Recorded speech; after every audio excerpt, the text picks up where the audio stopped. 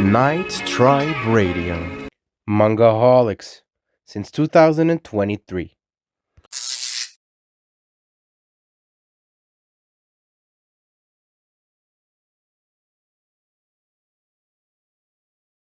Hey yo messieurs dames, c'est Kay de Two Paged Heads de chez Mangaholics et aujourd'hui on est de retour pour l'épisode spécial numéro 3 en collaboration avec Night Tribe Radio. Et cet épisode sera dédié au manga Les Enfants du Temps, autrement connu sous Weathering with You. Tiré du film originel de Shinkai Makoto, connu aussi comme le Hayao Miyazaki de notre temps, est dessiné par l'auteur Kubota Wataru. Et c'est d'ailleurs sur celui-ci qu'on va se focaliser. Wataru Kubota, qui est donc né au Japon en 1973 dans la préfecture de Nagano. Il est le lauréat du Afternoon Four Seasons Award au printemps 2018. Son manga primé, Snake Mountain, est un énorme succès en ligne et sa préférence, dessiner la nature. Le manga, titré Les Enfants du Temps, sortira donc le 25 juillet 2019 au Japon. Mais il a une petite particularité, car c'est un manga qui est tiré du film, alors que dans la majorité du temps, on a l'habitude plutôt de voir des films tirés des mangas, ou des animés tirés des mangas. Et en fait, il s'avère qu'il y avait un petit quelque chose que pas beaucoup de gens savaient, c'est que l'auteur du film officiel, donc Makoto Shinkai, avait en fait sorti un jour avant un roman basé sur le film qui allait sortir. Et c'est un roman que même moi, je savais pas qu'il existait.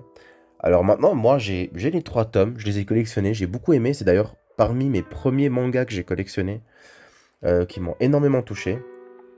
Et pour revenir là-dessus, la version française du manga aura le droit à sa sortie le 1er juillet 2020. Et j'aimerais profiter de ce moment pour vous parler un petit peu du synopsis. On parle là d'un jeune qui s'appelle Odaka, qui est lycéen et qui va donc fuir son île natale pour tenter toute sa chance à Tokyo.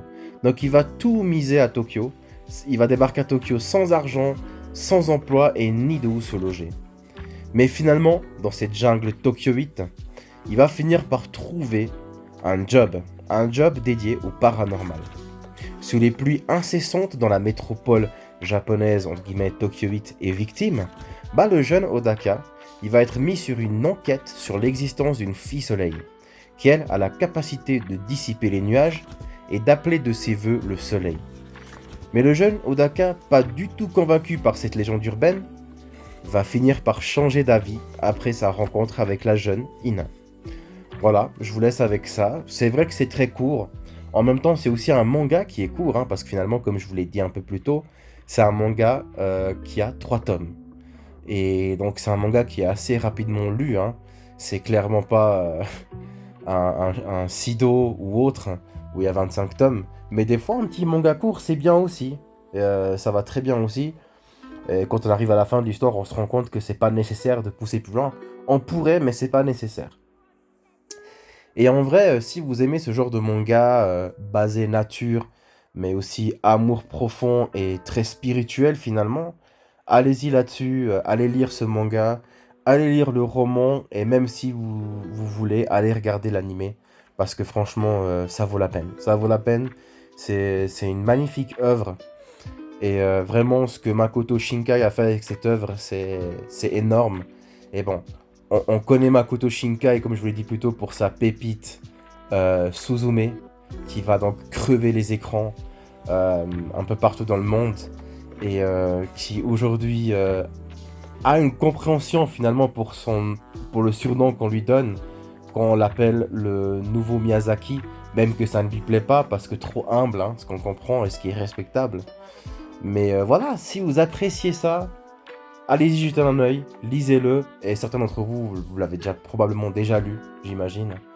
Et du coup voilà, dites-moi un peu ce que vous en pensez dans les commentaires, si vous avez déjà lu ce manga, si vous ne l'avez pas encore lu, posez-moi des questions, je peux vous donner des détails si vous le souhaitez. Et n'hésitez pas à nous dire aussi si vous aimez ce genre de format, comme ça moi je continue ce genre de format, donc ces épisodes spéciaux. Et effectivement, je sais qu'on n'a pas posté depuis un petit moment un podcast, mais vous inquiétez pas, on y travaille dessus. On y est vraiment dessus et très bientôt on va arriver avec du nouveau contenu, avec de la nouvelle qualité parce qu'on travaille sur toutes ces choses-là et il est bien que vous le sachiez aussi. Donc voilà, sur ce, moi je vous embrasse, je vous fais de gros bisous. C'était Kay, The Two-Paged Heads de chez Mangaholics, mais aussi The Night Tribe Radio. À la prochaine, peace!